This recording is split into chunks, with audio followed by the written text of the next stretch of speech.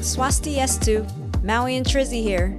You've probably seen, read, and heard a lot of content about Indonesia's most visited island, Bali. We're here to add our experience to it. Also, watch till the end where we'll share our tips on how you can avoid the treacherous Bali Belly amongst surviving the heat and other things.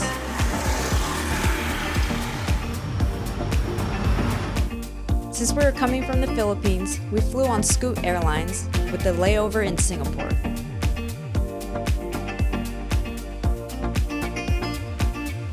To Indonesia, second flight. The airport we flew into was the I Gusti Ngurah Rai International Airport, commonly called the Denpasar International Airport. We searched in the crowd of drivers. At last, we found him with Maui's name and mistaken title as Mr.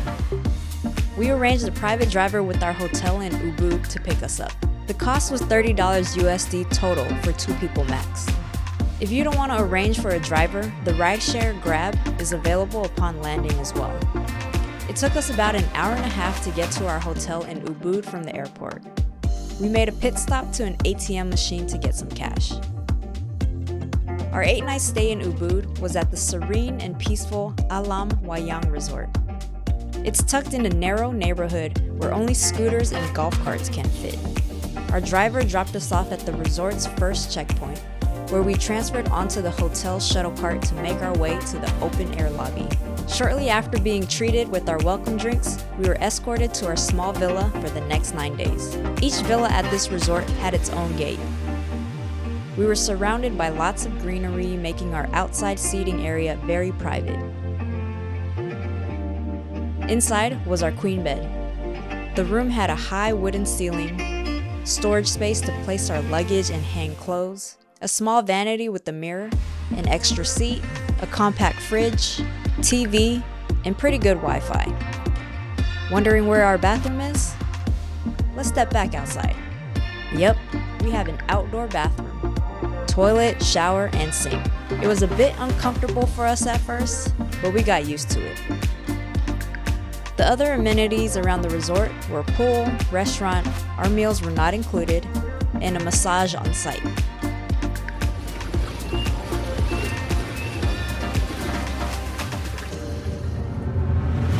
Once we settled our belongings down, we went across the resort to eat at a warung, a small family-owned eatery. This warung was Lala and Lili. We ordered stir-fry noodle and a rice and veggie stir-fry. This place also conveniently has a fresh fruit stand. We swam at the pool a bit, waiting for the scorching sun to set so we could roam around the town. Our neighborhood was quiet and away from the chaos of the town. There were no cars on this road. Before we hit the town, we walked through a small alley by the resort and stumbled upon a yoga studio, Intuitive Flow. The studio had incredible views, one being Mount Agung, an active volcano. We purchased a 5-class pass, so if you have the time, we highly recommend checking out Intuitive Flow. Each class we took was so unique, had a different teaching style with new yoga poses and stretches unlocked. To end our arrival day, we ate dinner at the resort, accompanied by a cute dog.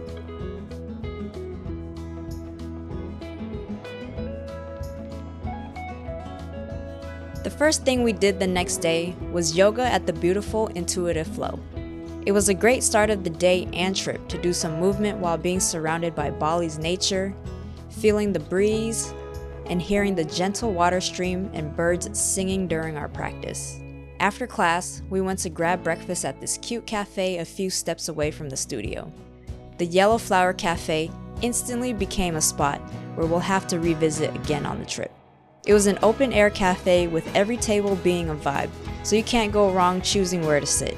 Some tables had wooden swings, some with a view, and some with friendly neighborhood doggies to adore while eating. Our breakfast here was amazing. Maui ordered a latte with nasi campur, a Balinese dish with a combination of rice, eggplant, tempeh, beans, boiled egg, chicken, and sambal. Trizzy ordered the candlenut curry with vegetables, rice, tempeh, and chicken.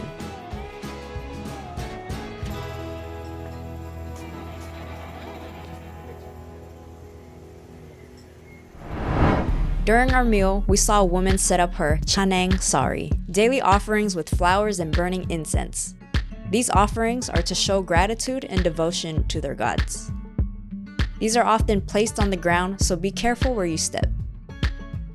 We went into town for the day. The closest way from our resort was via the Penestanan stairs. It also involved crossing busy streets, through a dark, jungly tunnel with little to no space on the sidewalk, and over an old bridge. We stopped by the Ubud Market Street, then visited the Ubud Palace. It's free to visit, but if you wish to view the traditional dance in the evening, there is a small fee for that.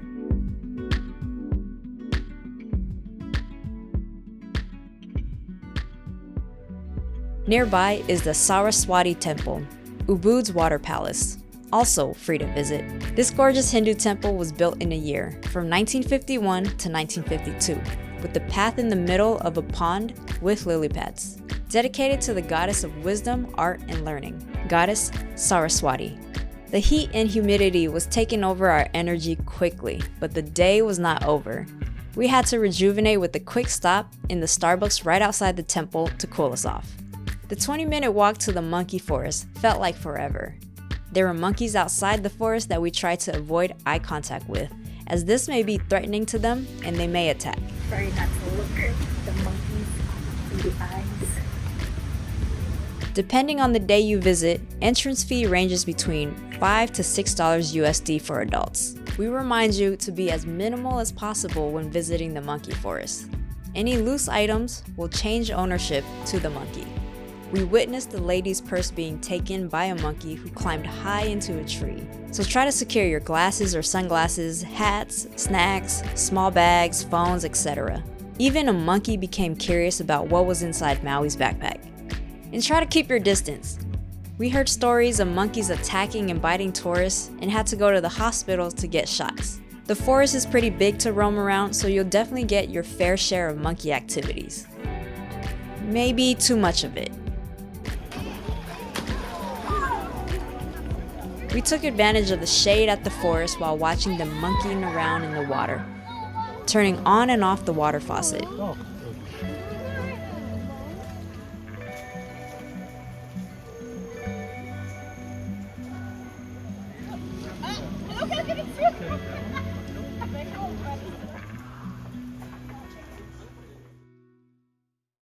After an hour at the monkey forest, Maui went to go get her hair done at the Vive, Salon, and Spa Ubud. Shortly after leaving the salon, the humidity overpowered Maui's new-do as we walked over to the foreigner-populated Zest, a vegan restaurant located on top of a hill with views of Ubud's lush land. We wanted to order everything on the menu. If you're not a vegan, we believe you'll still enjoy the food and drinks here. We ordered the Zest club sandwich, one of the tastiest club sandwiches we ever ate, and it had daikon bacon, lettuce, tomato, battered oyster mushroom, avocado, and vegan mayo. To balance the savory portion, we had the refreshing black velvet cacao bowl.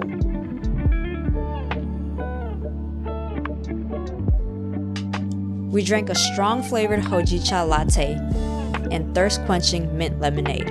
After a day of struggling through Bali's humidity, we were so thankful Zest had nothing but great options for us to choose from. When we decided to stroll along the Kampuhan Ridge Walk around sunset, we thought we dodged the heat, but it was still hot and we didn't get as far as we wanted to. So hot. By the time we got back to the resort, it was dark and the only light source we had was thankfully our flashlight, going up the Penestanan stairs. Well, we think we deserve a massage after this day, and that's exactly what we did. We ended our night with the massage at the resort. The next day, we took it extremely slow. We went out for an early morning walk around the town before our yoga class. Then went back to the Yellow Flower Cafe for breakfast. This time, we had curry and rice, and a stir-fried rice noodle with an egg.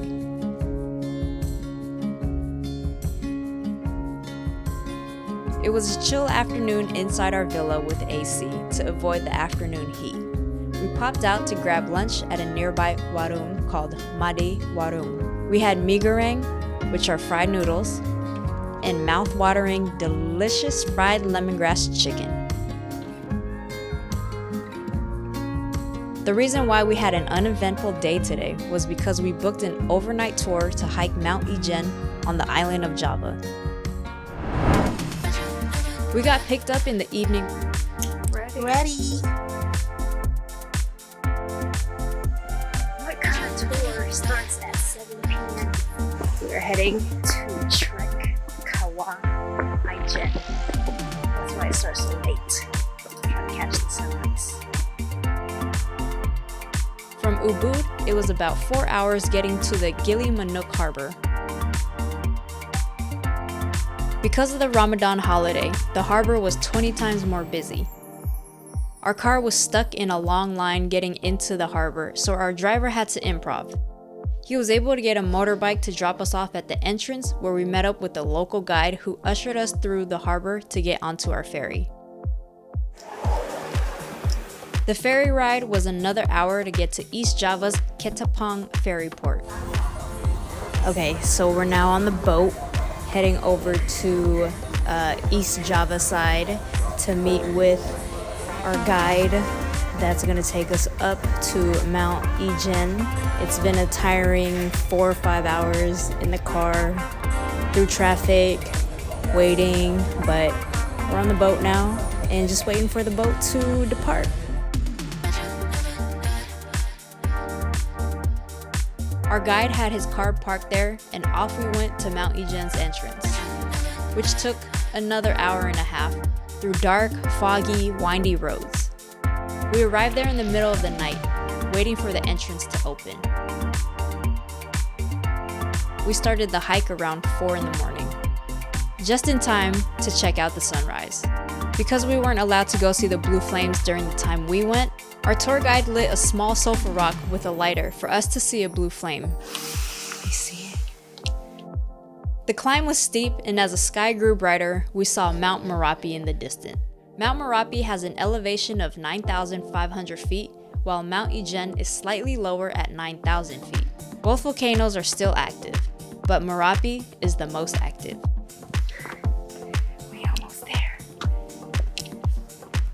The path up to summit Mount Ijen won't get you lost, although it's sandy and packed with loose gravel. Some sections of the hike had steeper grades, which makes having proper hiking boots and sticks helpful. Along with those essentials are water and snacks. Since you're starting in the middle of the night at a high elevation, you'll want to layer your clothing. It'll be cold in the dark, but once you start moving with the sunrise, you'll want to strip down. So packing sunblock is important too. Depending how far around the crater rim you go, it can take you at least an hour to reach a viewpoint of the acidic crater lake. The first sight of the lake left us figuratively and literally breathless.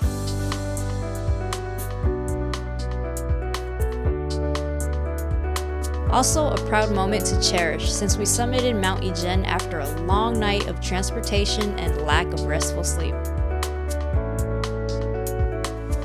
Our guide showed us some of the sulfurs that are collected in baskets that the miners carry up day in, day out. Each basket weighs as heavy as 70 pounds, which brings in an income of $10 to $15 USD a day after 2 rounds. These sulfurs are used to make bath soaps and other skincare products. We spent about 2.5 hours walking along the crater rim, taking photos and videos from different angles. There aren't any barriers from the rim to the lake, so please move around responsibly and be aware of your surroundings so you don't accidentally miss a step. Good morning. Good morning from Kawah Ijen. At any point, you can choose to sit and snack at the top. We saw a few people sitting at an ideal lookout point, and we decided to do the same. We fueled ourselves from the calories burned and watched the smoke from the acidic lake blow around. From where we were at, we had great clear views of Mount Merapi and Mount Raung.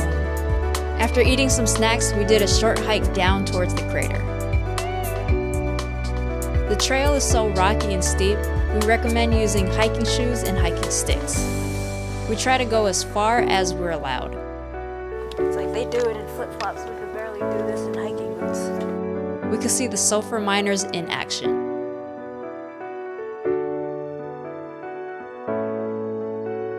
If you're wondering if you can fly your drone at Mount Ijen, the answer is yes, but do not fly it too low into the crater or else your drone will melt after losing connection with the remote.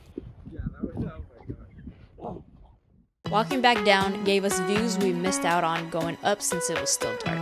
Mount Merapi definitely looked bigger in the daytime than as a silhouette.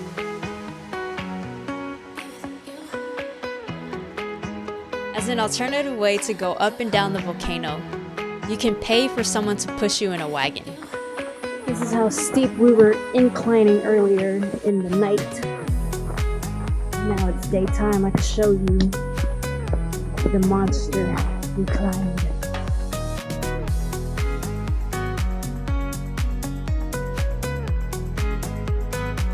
When we victoriously got back to base camp, we were served an appetizing Indonesian dessert called pisang goreng.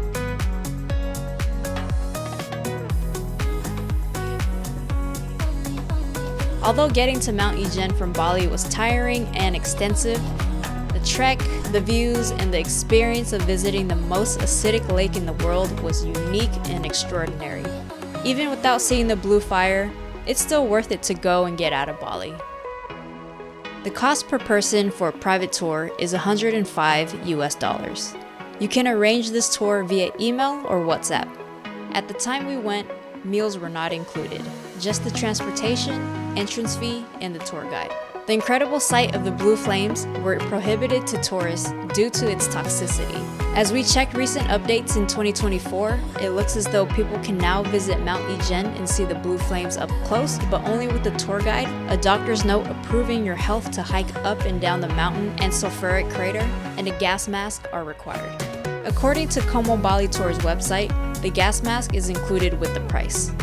If you plan to visit Ijen as of 2024, every first Friday of the month is closed for conservation.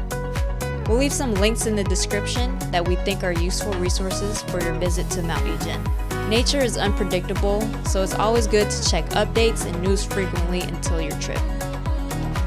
We hope we've given you as much insight as possible on how a tour to Mount Ijen is like. We got back to our hotel in Ubud, Bali around 4 p.m.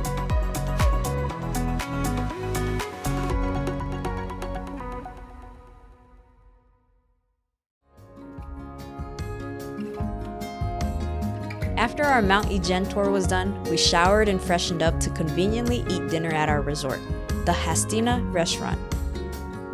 We wanted something heavy to gain back the calories we burned on the tour, so we had pizza and carbonara. We walked to town, unsuccessfully finding a much-needed foot massage, but got some gelato to make us feel better and ending the night there. If there's one thing we suggest you do in Bali, it's to book a cooking class, specifically the Paon Bali Cooking. The next morning, we walked to our pickup point. After picking up other participants, we were dropped off for a short tour of a local market where they sell spices and fresh ingredients. Thank you. And then the last? Turmeric. We got transported to where the cooking class was held, at a family home with the gorgeous shrine as their entrance. Each location of the shrine and rooms are set with intention to honor the gods and to create harmony and balance within the home. We were escorted to the back area where the class took place and were given aprons. In class, we were chopping, sauteing, hand mixing, and wrapping our 6-course meal. I went on vacation not to cook. Coming back to the kitchen, we still make another. The first thing we were introduced with was deep-fried tempeh, which has become a favorite of ours. We noticed tempeh is used in a lot of main dishes in Bali as a side, if not the main protein source. We each took a turn at the Bali blender making a paste for one of the dishes. This quote-unquote blender had many of the spices we came across at the local market.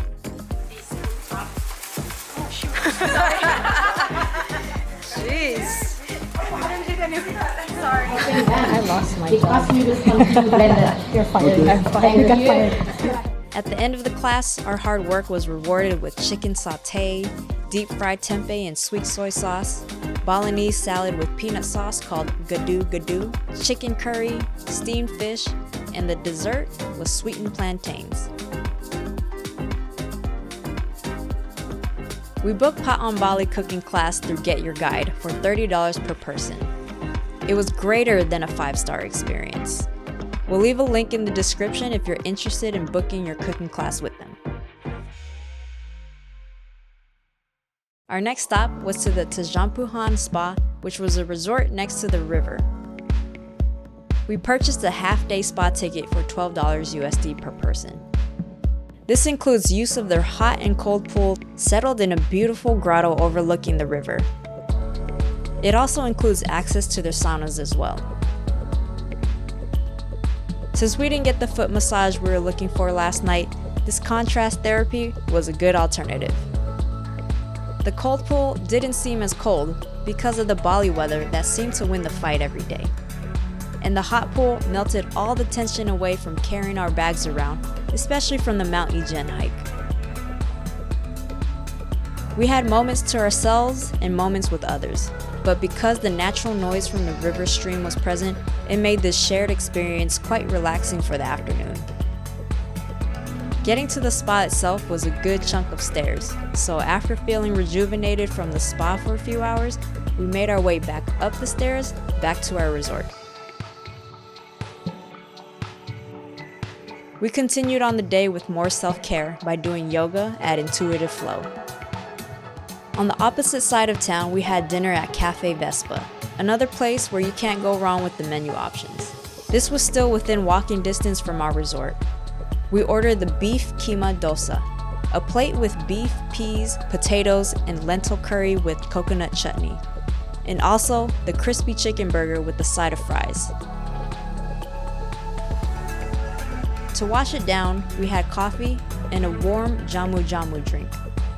Jamu jamu is a popular pressed juice drink that can be served hot or cold.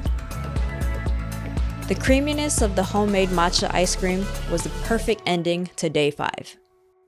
Day 6 will be our most eventful day around Bali. So eventful that we had to book a driver. And for a 10-hour day, we paid $50 USD total. Our first stop was to the Kelingking rice terraces before the crowds appeared. Entrance fees were not included since we only paid for a driver, so remember to have cash on hand for entrance fees. To enter the rice terrace was less than $2 per person. We arrived a little after the sun rose to experience the peacefulness.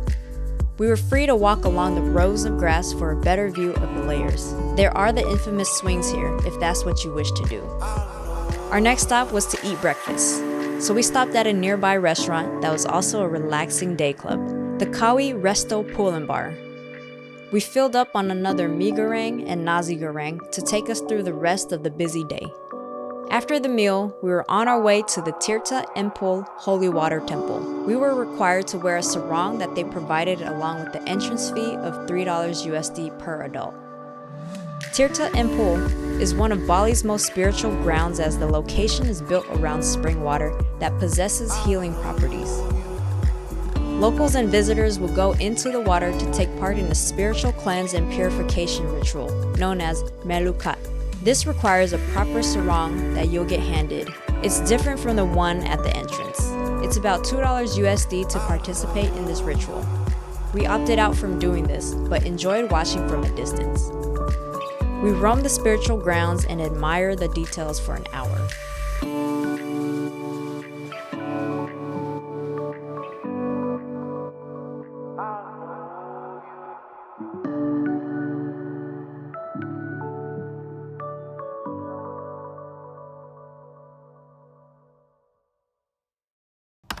Have you heard of the famous luwak coffee? For all you coffee drinkers, this next stop will be a unique taste for you. The Chantique Agriculture is where we had a coffee tour and coffee and tea tasting. We got to see the process of how kopi luwak is made. Basically what it is animal-proof coffee. Luwak, also called toddy cat or musang, is a type of animal that eats coffee cherries, then poops it out. The feces that has undigested beans are collected, cleaned, roasted, grounded, and brewed for coffee lovers' enjoyment. Known to be the most expensive coffee in the world, has a stamp of approval from Maui. The tour and tasting were free, but if you wanted to try a cup of kopi luwak, it was about $3. If you're more of a tea drinker, you'll also appreciate the spread of tea during the tasting. You can also purchase some coffee and tea to take home as well. After our amazing coffee and tea break, we arrived at a traditional Balinese village called the Pengliporan village. Fun fact, they were crowned one of the cleanest villages in the world. It cost $3 for adults to enter.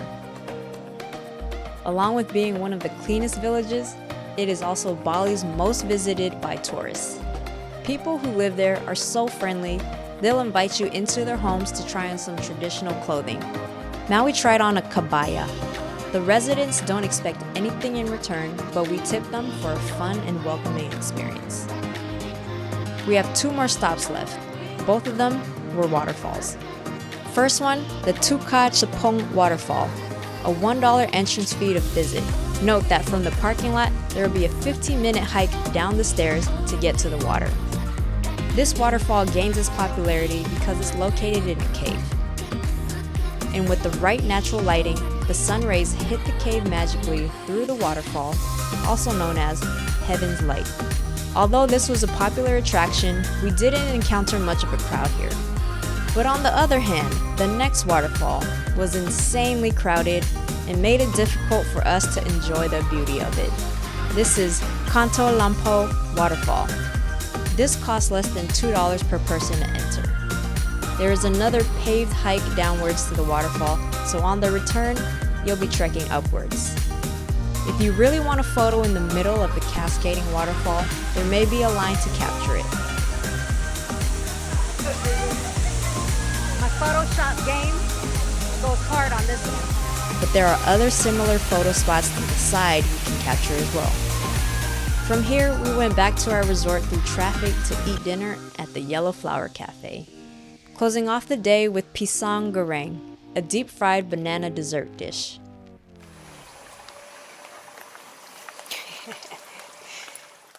We arranged for our next day to be easy and relaxing. One thing we haven't done that's a Bali thing to do was a flower bath. So after our morning yoga and brunch at the healthy Ubud vegan restaurant, we walked over to Putri Bali Spa to get our flower bath.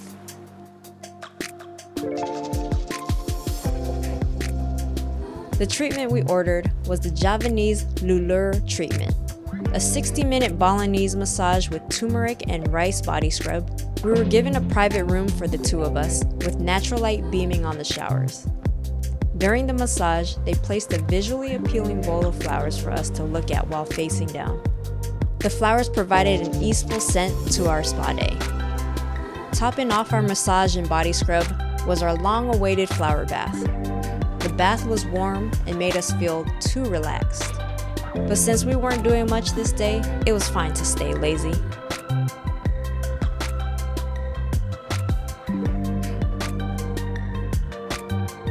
For our last full day in Ubud, we ordered a Grab motorbike to get us to the Pyramids of Chi, a wellness center with a cafe. We went to do a sound bath, but before our scheduled time, we ordered some lunch.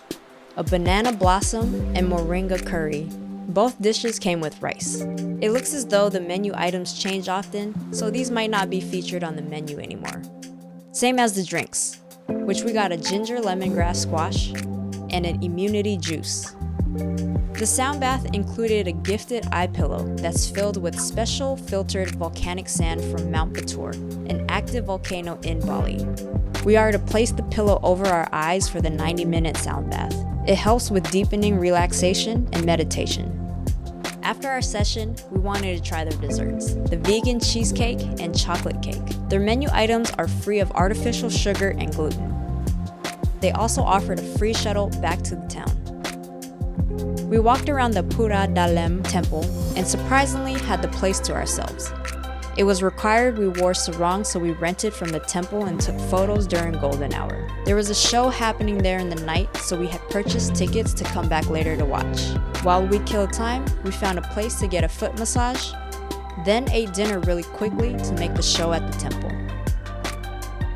This show was a traditional Balinese Hindu fire dance and monkey chant that usually takes place once the sun sets. It involves a dramatic storyline told through narration, chanting, and dancing.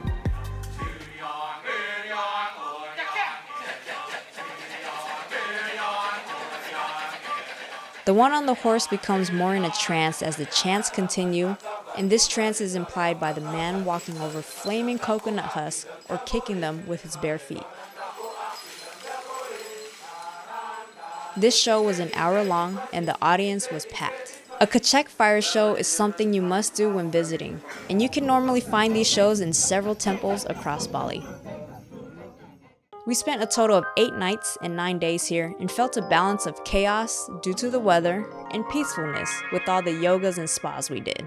We love staying at the Alam Wayang resort. If you want to try an outdoor private bathroom, then we'll highly recommend booking here. We booked our stay through Agoda and paid about $82 USD a night with taxes and fees included. If you're lucky, you'll get to have an involuntary pet dog during your stay. Well, that's our time in Bali. Bali may be a populated place to visit for foreigners, but there's always something new and unique to experience anywhere in the world. From Bali, we're heading to Yogyakarta in central Java for the next few days.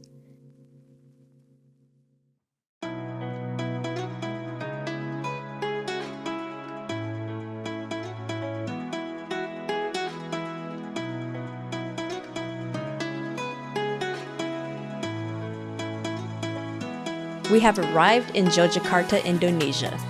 It's on the island of Java, the same island where Indonesia's current capital, Jakarta, is. Fun fact, Yogyakarta was once the capital city for a few years, but returned back to Jakarta in 1950. Since then, Yogyakarta was considered a special region of the country. Our purpose of visiting Yogyakarta was to check out the largest Buddhist temple in the world, the largest Hindu complex in Indonesia, and to see other parts of the country that's outside of the gorgeous Bali. We flew to Yogyakarta via Garuda Airlines, a partner of the SkyTeam Alliance. On our way to Yogyakarta. We paid $180 for a round trip to and from Yogyakarta back to Bali. It was an hour-and-a-half flight. On this part of the trip, we stayed 3 days, and let us tell you how much hotter and humid it was there than in Bali. We had 3 main attractions on the agenda, but canceled one because our bodies were defeated from the heat. Visiting Yogyakarta was still a fun time. When we arrived, their international airport was grand, with splashes of gold around the interior and exterior. And it felt like we were at a temple. Signs were noticeable and easily navigated us to the train station. But unfortunately, the train to the city was full. So be sure to book your train tickets in advance if you wish to use public transportation. Luckily, the rideshare Grab and Gojek are widely used, so we hopped in a $20 Grab car and realized how bad traffic was to get to our hotel in the city on Malioboro Street. So we definitely recommend using the train to save on cost and time. We arrived at our Malioboro hotel after 2 hours of traffic. We'll be spending the next 3 nights at the Regantris. This hotel is located conveniently to the main drag where the mall, restaurants, and other businesses are. Our room was simple with all the amenities we needed: a bed to sleep on, a working bathroom, daily complimentary breakfast, and most importantly, air conditioning. which ours was leaking at one point. We paid $56 a night for this 3-star hotel and booked it through Agoda. The evening of our arrival, we roamed the crowded streets of Malioboro, where locals were gathering during Ramadan. We walked around the mall and found some dinner. Our time was prolonged there drinking tea because the weather took an unexpected turn with lightning and downpour rain. Once the rain settled, we walked back to our hotel to get some shut-eye for our first full day. At 6 a.m., our private driver picked us up to start our busy day of visiting chandis, also known as temples. Our first temple was an hour from our hotel. This is Candi Borobudur, the largest Buddhist temple in the world, and a UNESCO World Heritage Site. It is recommended that you catch sunrise at a few vantage points around the complex. Unfortunately, this was not on our agenda. As a foreigner, the entrance fee is $28 per person if you want to climb the temple. The cost is a big difference from other temples we visited, but along with the fee, you get a tour guide and are given special sandal called upanat that you get to keep. If you don't want to climb the temple, the fee is $25 per person. You'll still get a local guide, but you do not get the sandals because these sandals are required to wear when climbing the temple. Upon entering, the staff coordinated our tour groups. The temple grounds do not have much shade, so prepare accordingly. We had our mini fans handy. As we got closer, we were told to switch our shoes to the upanat sandals. The lower zone of the temple carries stories depicted through detailed carvings on the wall.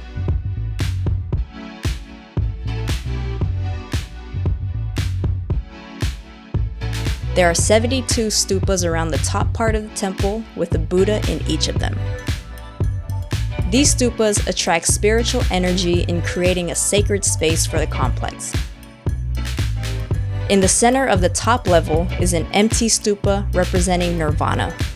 Once you've attained nirvana, you'll need nothing else but peace. When we reached the top, we were given important instructions to walk clockwise, a sign of positivity rather than counterclockwise, which is deemed as negativity. We spent about 3 hours there in awe of the large 1,200-year-old structure that was rediscovered under volcanic ash in the early 1800s. As we prepared to leave the temple, we came across live traditional Javanese music called gamelan, where the musicians struck instruments called bunang.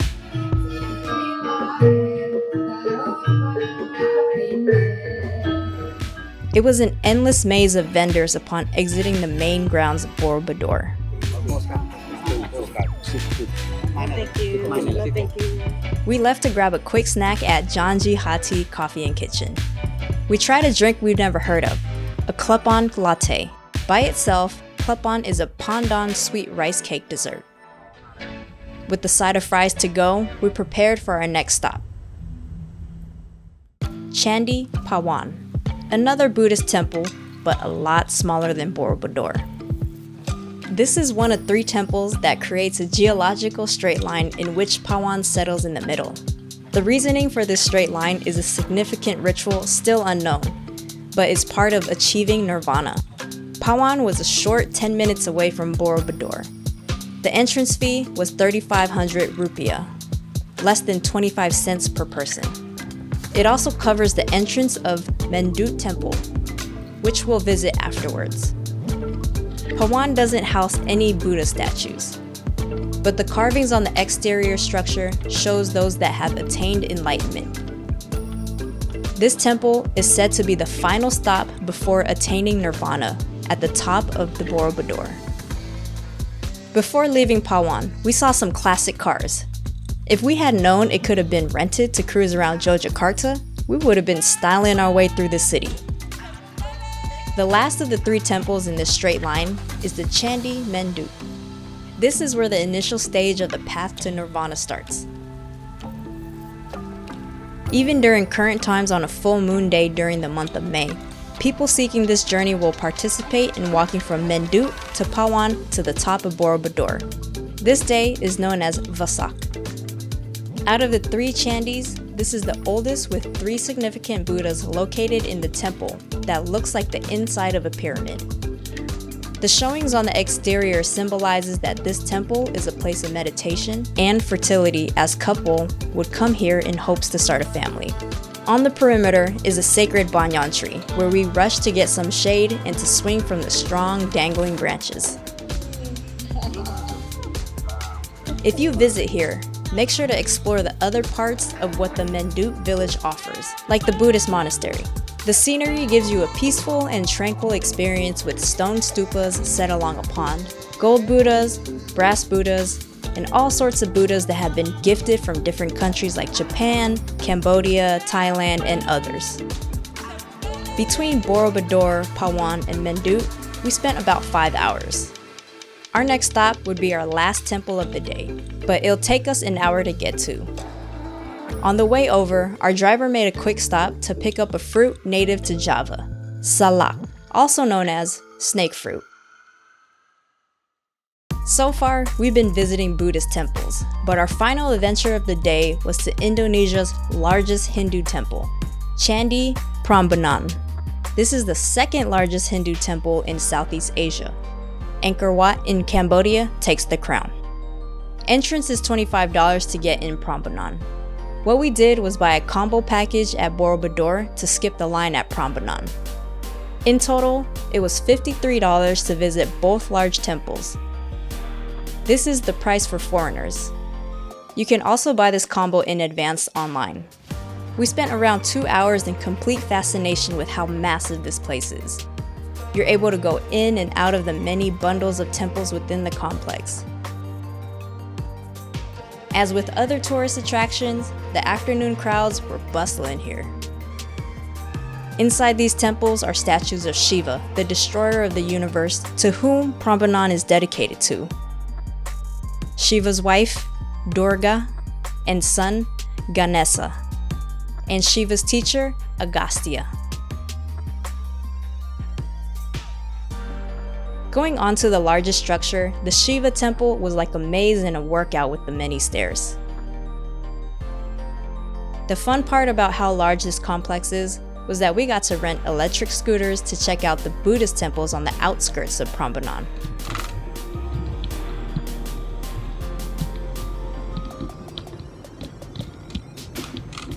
Candi Sewu, which was the furthest one from the Prambanan temple, was our main stop as we cruised past Candi Lumbung and Candi Bubra.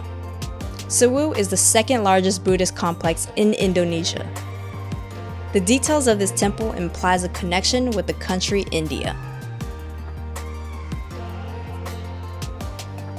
Like with the rest of Prambanan compound, there are piles of stones and statues detached due to vandalism and natural disasters like earthquakes and volcanic eruptions. These have yet to be restored to their original form. To toast the end of our time at these magnificent temples, we got a scoop of Bali flower gelato before heading back to our hotel. Dinner was at our hotel's restaurant as we made the sound decision to cancel our Joe Blanc cave tour for the next day.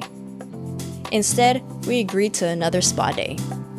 So to kick off our spa day the next morning, we indulged in our hotel's breakfast buffet. The spread was a balance of Indonesian dishes and Western-style breakfast. There's a beverage option that we learned was a Javanese traditional herbal tea called Wedang Uwu. The tea is very beneficial to our health. We ordered a Grab scooter each to get us to the spa and made it a competition. Whose driver would get us to the spa first? It was a nice way to go around Yogyakarta and see the town outside of the busy Malioboro. And if you're wondering who got to the spa first, Maui did. D-Wave Spa provided the recovery we needed with an hour aromatherapy massage. Back on the Grab scooter we went as we raced back to town feeling a bit more relaxed and ready to end our last night in Yogyakarta eating dinner, drinking boba, and listening to live music at the mall. After breakfast the next morning, we prepared ourselves to take the 40-minute train to the airport. We made sure to buy our tickets in advance to lock in a spot on the train for $2.50 per person. The YIA Express on Kai Bandara was the train we took. Signs are posted at the Yogyakarta train station in Malioboro, and it's foreign friendly. Our walk from our hotel was through a long and narrow alley where people's businesses and homes were located.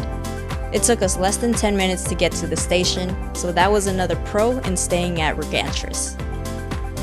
Crossing train tracks to get to the entrance was another realization we had on this trip. Do not travel with a huge roller luggage. We arrived at the station an hour early before departure just in case we had trouble navigating, but everything was very straightforward and the employees there were present to help with any confusion. The train was clean and comfortable.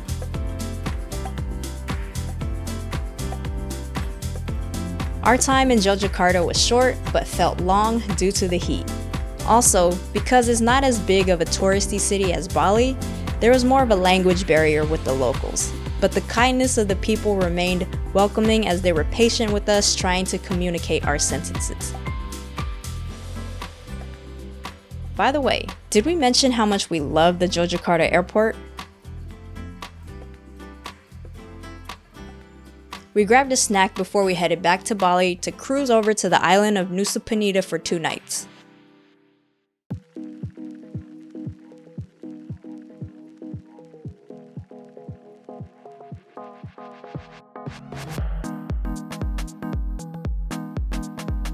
Our next stop was the popular Nusa Penida Island, where many visit to see T-Rex Bay. Although a day trip from Bali is possible to do, we wanted to see the view of the dinosaur-shaped cliff when the crowds weren't around, so we stayed on the island for 2 nights.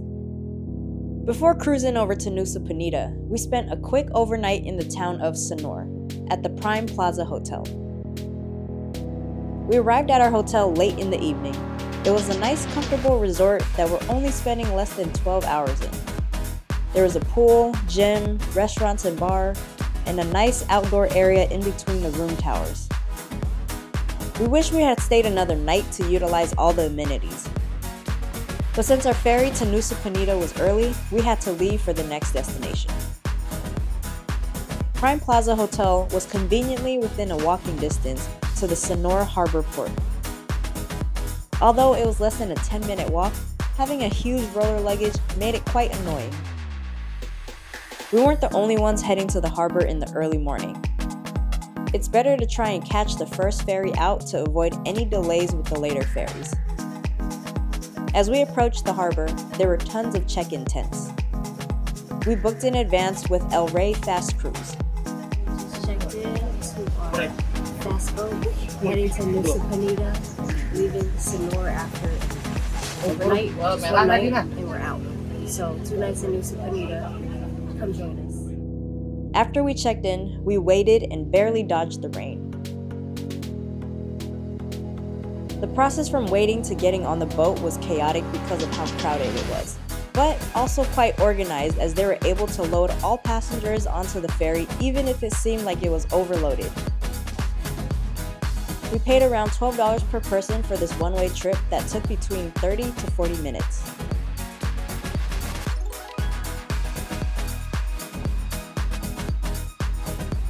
Getting off the ferry was just as hectic as we held onto the side of the boat to get off and retrieve our excessively huge bags. Every experience on a trip is a fun experience. Like this one, where we're practically dragging our large roller luggage through loose gravel. Why bother with the wheels anyway? This is probably worse than Mare Meg Meg going through the sand with our luggage. After surviving the loose gravel, we waited for our driver that we had booked directly with our hotel. We waited and constantly had to turn down the many persistent drivers there trying to sell us their taxi service to the hotel, which they quoted us double the price. At some point, we realized our hotel had forgotten about our scheduled pickup, so we called the hotel via WhatsApp and they double booked us. They eventually picked us up. This cost was around $20 USD one way for a 40-minute ride, which actually took longer because of the double booking. Tatakan Bungalow was a place we stayed at. Our room was a hut. The entire resort had only 7 rooms and a shared pool. From the first look, we liked what we saw from the outside of our room. There's a front porch where we can dry our belongings or sit and have our morning coffee and tea at. Our room provided the tropical vibe we wanted to experience on this island with a comfortable bed. The bathroom was nothing amusing, but at least it's not shared, and it's operating as it's supposed to. We paid a total of $42 per night through Agoda. As we were settling in our room, we alarmingly noticed a pet on our wall, a gecko. It's big. Oh, I think it went inside. We informed the staff and they kindly captured it to release it back to the wild. You got a wow. Thank you.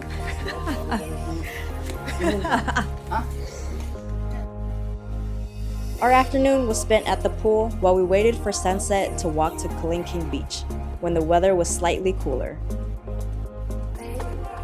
Kelingking Beach was a quiet 10 to 15 minute walk from our villa. There was still a crowd viewing the well-known T-Rex Bay.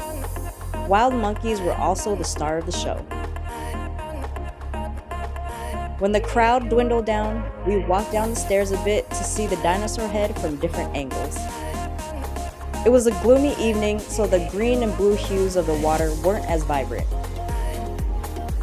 But since we'll be here for another night, there's another chance we'll see a beautiful sunset cast along Kelingking Beach. Nusa Penida Island was a very quiet town at night. Light source was limited. We found a dinner spot for both nights down the street from our villa called the Kelingking Bar and Restaurant. On the way back to end our first night, we were protected by our new bodyguard, this cute doggy. We purposely wanted to spend 2 nights here to get up early in the morning to hike down to Kelingking Beach. To kick off the day, we were greeted by an over-enthusiastic puppy. Sorry pup, you can't come with us on this hike. Although we researched a lot about how this hike is, nothing from YouTube, Instagram, blogs, or even people who have done it can prepare you for it. We wanted to start at sunrise to beat the heat. Little did we know, a community of monkeys would be parading their way up to the viewpoint while we were anxiously scurrying down a near 90-degree cliff with high, rugged steps.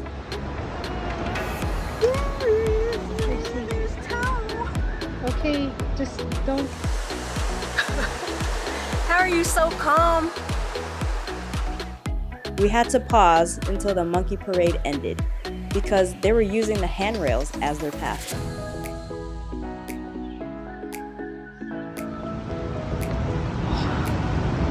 Oh, they're still here.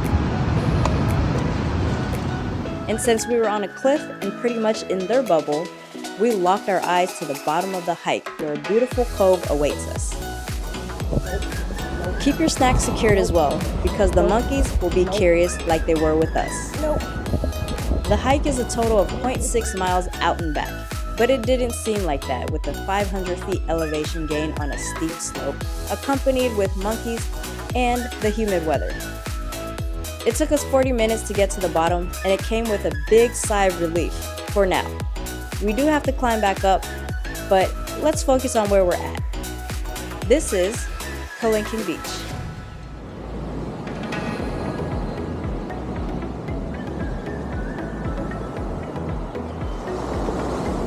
I think ultimately getting down to the Kelingking Beach is the hardest hike that we've done. And I feel that we've done some hard hikes. This is short but intense. So watch out for that. The tall cliffs shield us from the blazing sun. The waves were intense and not advised to go in the water due to the dangerous shore break. You can still get your dose of ocean up to your knees when waves come crashing. This beach was a place to relax, and since we were one of the few there, we practically had this paradise to ourselves for a while.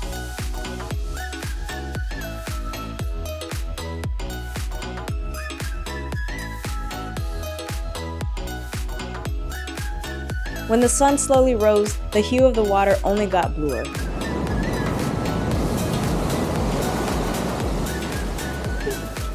As chaotic as the hike down was, the view made it all worth it.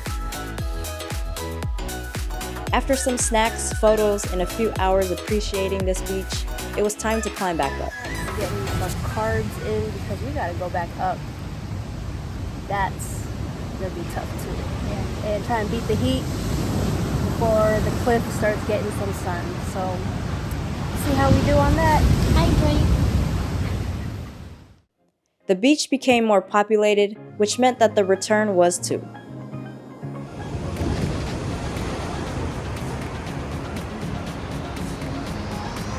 This is just basically vertical.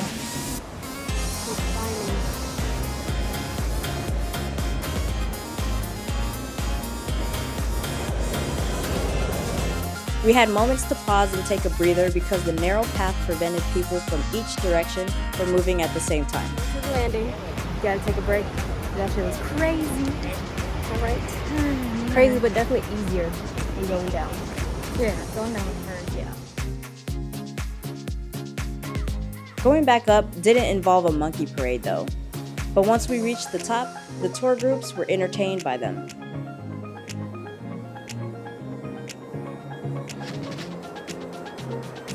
It was hot, so the rest of the afternoon was spent at the pool. We ordered lunch from the villa and tried to stay cool until sunset.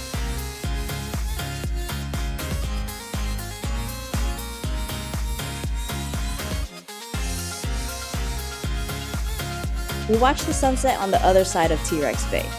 The sky was clear, so we caught the gradient colors leading into the night.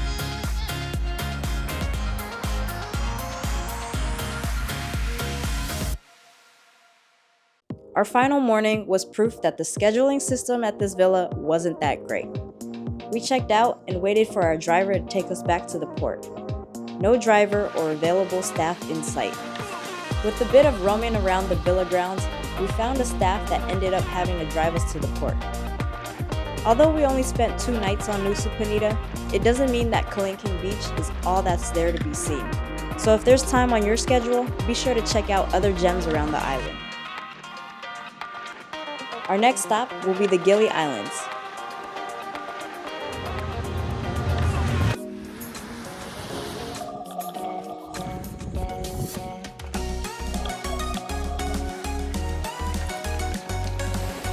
We're finishing off our 3 weeks in Indonesia at the Gili Islands. We'll be visiting all 3 islands, but staying on Gili Prambanan and Gili Air. Our itinerary was intended to just relax, rejuvenate, and recover from bouncing around Indonesia for the past few weeks.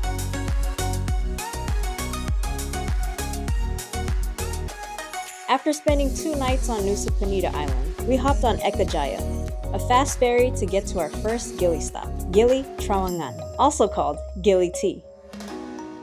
This ferry was about $34 USD one way. There are other budget-friendly ferries that cost less, but the boats are smaller, slower, and supposedly rockier.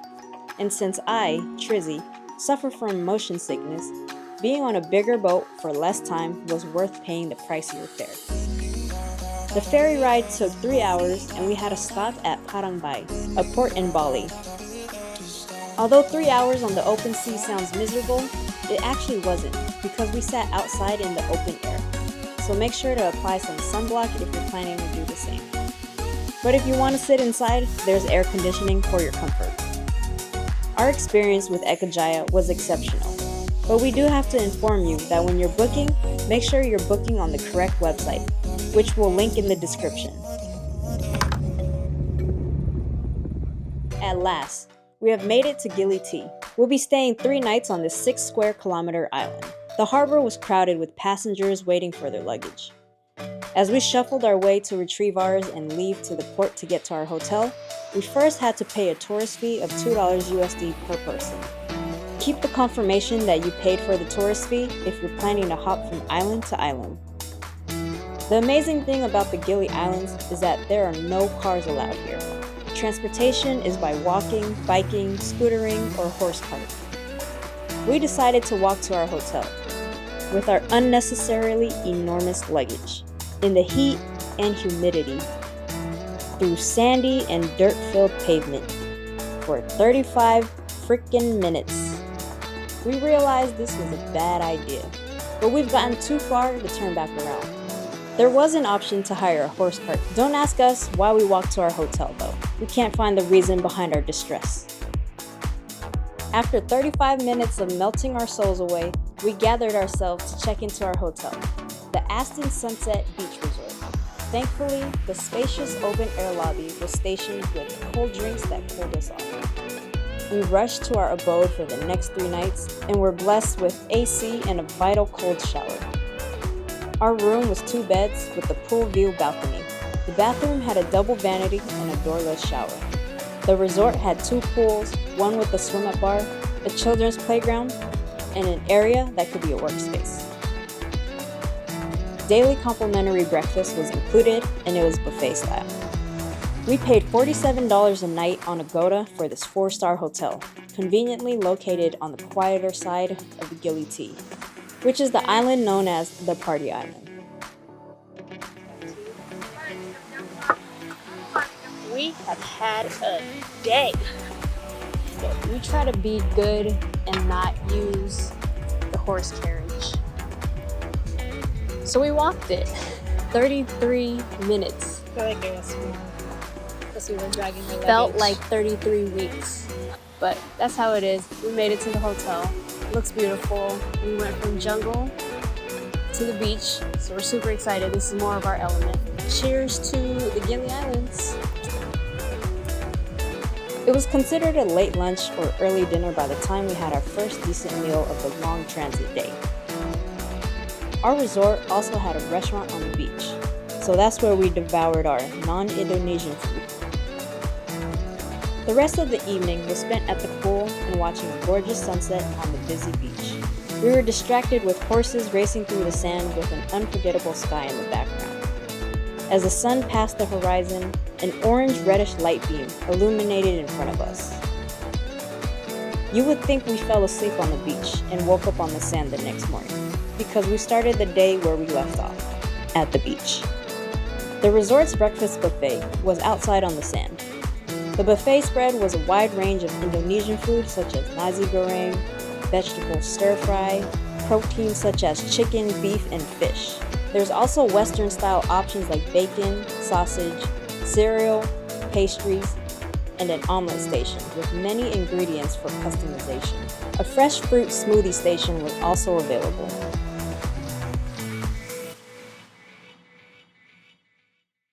To get around the island, we rented an electric scooter for 24 hours.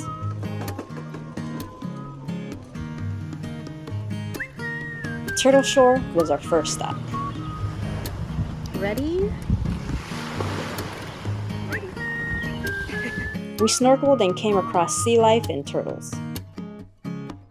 The visibility was clear as the sun was bright with barely any clouds. There was a temperature balance between how hot it was outside of the water versus how cool being in the ocean was. Bad views didn't exist on this island. We wrapped up our snorkeling to continue seeing the rest of the island on our scooter. Although the main path briefly detoured us more inland, we saw more of the many accommodations to stay at. While we were staying on the quieter side, we confidently knew where the busy party areas of the islands were. The east side were a row of beachfront bars aligned with stalls, offering refreshing smoothies mixed with magic mushrooms. Parts of the path became filled with sand, so we had to walk our scooter.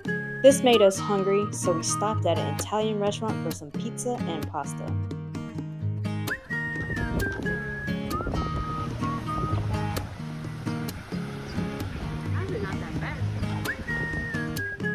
After lunch, we finished cruising around the island, having to dodge horses, cyclists, and other fast and furious scooter drivers.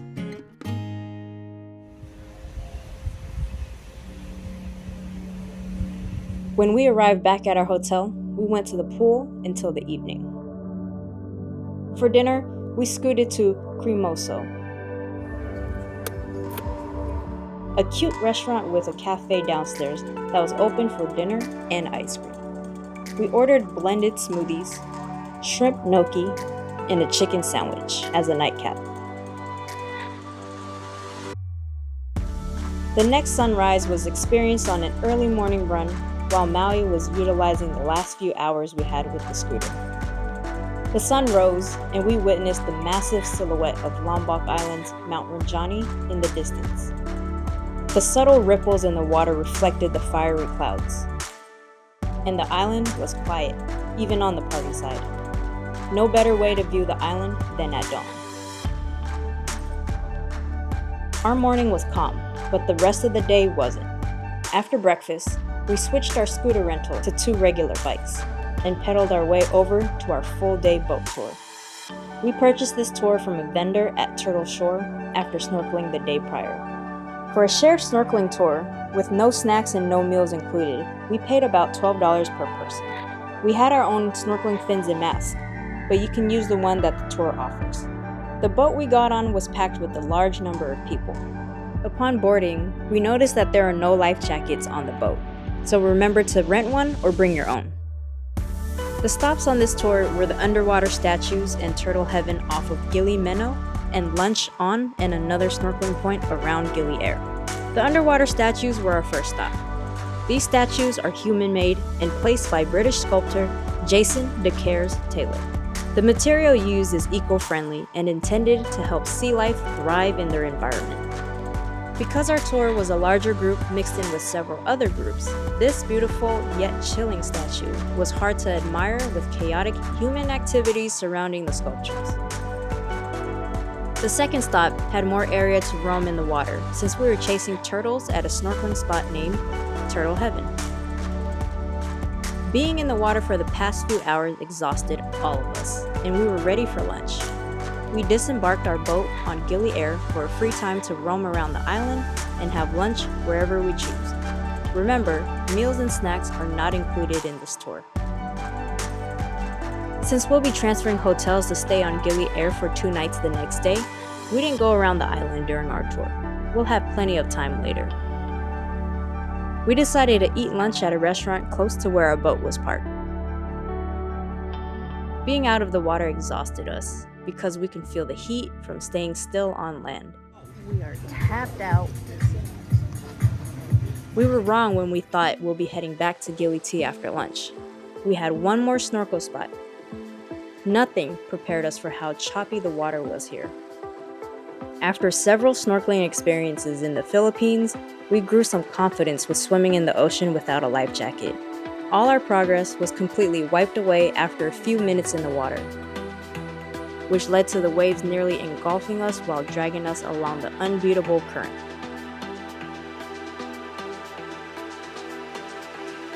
Physically, we try to stay in control by continuing to use every swimming stroke that will keep us afloat, but mentally, we thought we'll be fish food. With little to no guidance from our tour guide, we struggled to find our boat. As we kept swimming, we finally spotted ours on the other side of the snorkeling point. Still far from us, so Maui swam to the closest boat, and I calmed my mind and eventually made it to our boat. It felt like a long ride back to Gili T, as Maui and I were emotionally recovering in separate boats. This was a huge lesson learned to not compare our experiences in one country to another country, and to use a life jacket if you're not used to fast currents. We reunited back on Gili T and treated ourselves to a surf and turf dinner at the resort. A lot of resorts around Gili T had movie nights on the beach. Our resort was showing the Disney movie Soul, fitting for how our day went. Finalizing our last morning on Gili T, we woke up with another level of gratitude for our lives. We cherished the sunrise scenery on a bike ride.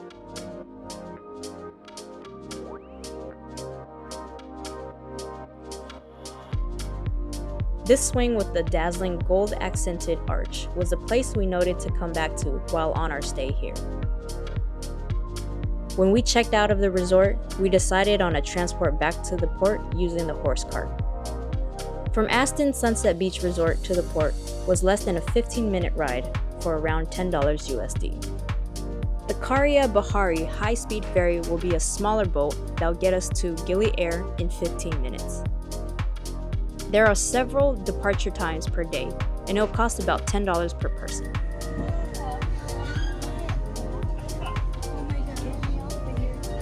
Waiting on the boat for it to start cruising was rocky and frightening. But once we were en route, it wasn't so bad. But at this point on our trip, we're exhausted from transiting from place to place. Can I tell you something else will make you happy? It's only a 5-minute walk.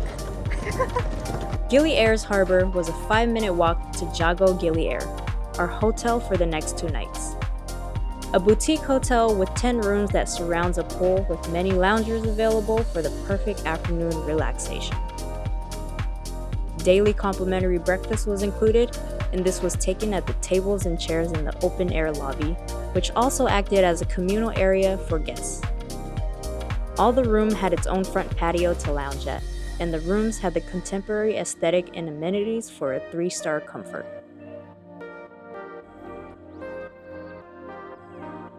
The best part of the hotel was the ease of renting high-quality bikes from the property.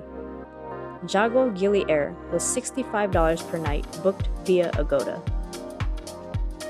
Gili Air is about 5 kilometers in circumference and was filled with great food spots. We broke in our bikes with the stop to Ora bowls. Our vital acai bowl had fresh fruits, the ultimate snack for Indonesia's weather. While waiting for sunset, we lounged at the pool for a few hours, squeezing in a nap as well. Our plan for the evening was to bike to the other side of the island to catch the sunset along the beach. The water was shallow and still, with a faint silhouette of Bali's Mount Ijen in the distance.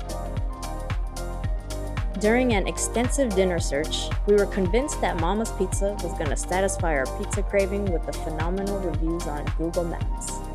Our cheese bread appetizer and white sauce chicken and basil pizza did not disappoint. We highly recommend this place if this is in your nutritional lifestyle.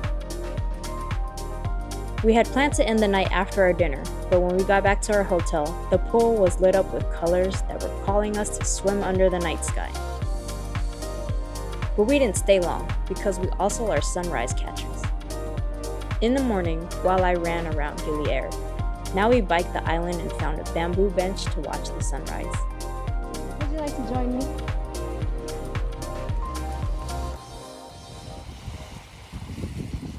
Breakfast was not to miss. An Indonesian noodle dish, mie goreng, and a revitalizing blue spirulina bowl was our kickstart to our only full day on Gili Air. We used this day to celebrate our time around Indonesia. While we practically did nothing but eat and relax on the beach, that's all the celebration we wanted. We sipped on smoothies after finding a spot at a beachside bar to lounge at, and then spent the rest of the afternoon swimming and napping on the sand, listening to the calming waves. Many photos were taken to remember these gorgeous views. Lunch was at this restaurant called Ayam Bagus. We came for what they're popular for, the roasted chicken, only to find out that they only served that during dinner. So we decided to eat lunch there and then go back later for dinner. The lunch was enough to prove that if we didn't come back for the roasted chicken, we'd be missing out on what we later found to be one of our favorite meals on this trip. We got lucky during dinner though, as we were able to secure the last 2 roasted chicken plates at 7 p.m. Our last sunset had some cloud coverage, but the full moon was giving us the proper send-off. To mimic how we started our day prior, we caught sunrise on the same bamboo bench with our cat companion. At the hotel, we were sad to have our last blue spirulina bowl and pitaya bowl. We missed our fast ferry back to Bali because we wanted to stay longer on the island.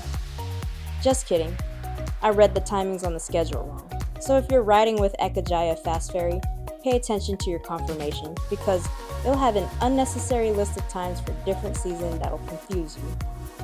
Thankfully, we were able to book the next ferry out with no additional cost. Since we had checked out of our hotel already, we hung out at a cute cafe called Kopi Susu. When it was time to leave, the boarding process was interesting. The passengers gathered on a floating dock that shipped us out in the middle of the ocean only to be transferred onto the actual ferry that'll take us to Bali's Padang Bai Harbor. Tripping at first, we thought this boat was gonna bring her all the way to Padang Bai. We didn't expect this.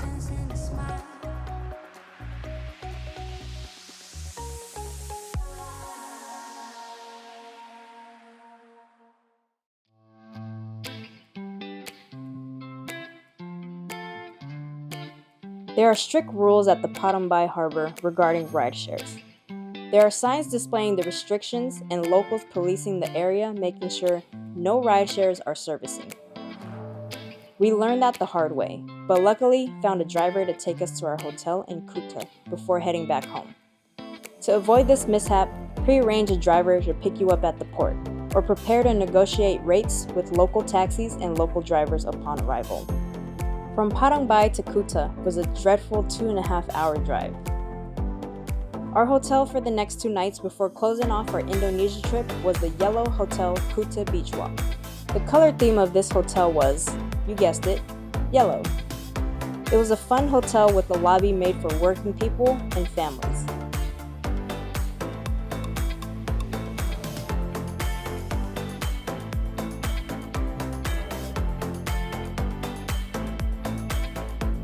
This is connected to a shopping center with plenty of food options that kept us happy before a long flight back to the US.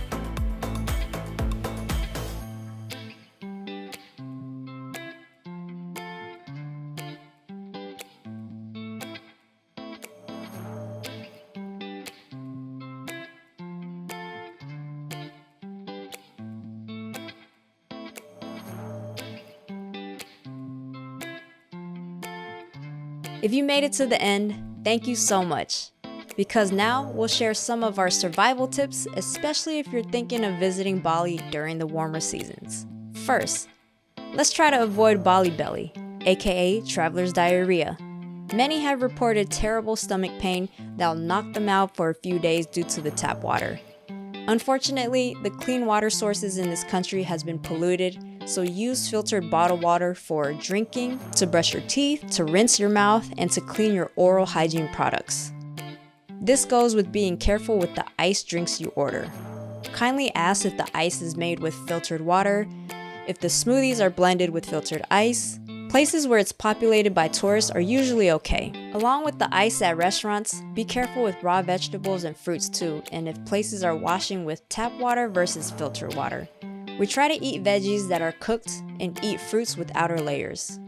A key component of avoiding stomach issues generally anywhere in the world, we recommend taking Pepto-Bismol chewables daily on the trip. It'll help coat your stomach and lessen the bloat in case any stomach issue arises. You heard us complaining a lot about Bali's weather. We went end of April going into May, and you'll need these tips to combat Bali's hot and humid weather. Bring a mini portable fan. We can't tell you how many times we nearly tapped out of the day because of the humidity. And don't share it, make sure everyone has their own fans. Utilize sunrise and sunset for excursions when the weather is a little bit cooler, and use the hot afternoons to relax at the pool or somewhere with AC like your hotel, cafe, or a spa. And let's talk transportation. The rideshares are Grab and Gojek. Although airports like Bali and Yogyakarta has a convenient Grab area, other places like the harbors are strict with using rideshares, so prepare to pay for a taxi or pre-arrange a driver. Regardless if you're going to rent a scooter or not, be sure to get travel insurance. The roads are narrow and packed with other scooters and larger vehicles, so please protect yourself. Download the WhatsApp app on your phone. Communication via WhatsApp is a must. This is a widely used source for communicating with drivers, hotels, restaurants, salons, and spas.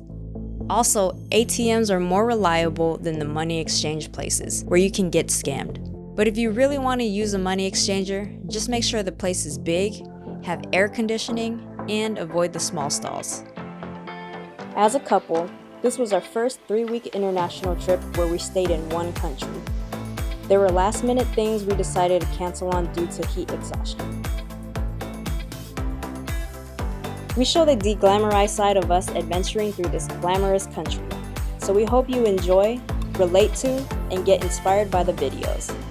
And if you've been following along, thank you so much for joining in on Maui and Trizzy again. Don't forget to subscribe and get notified. Terima kasih.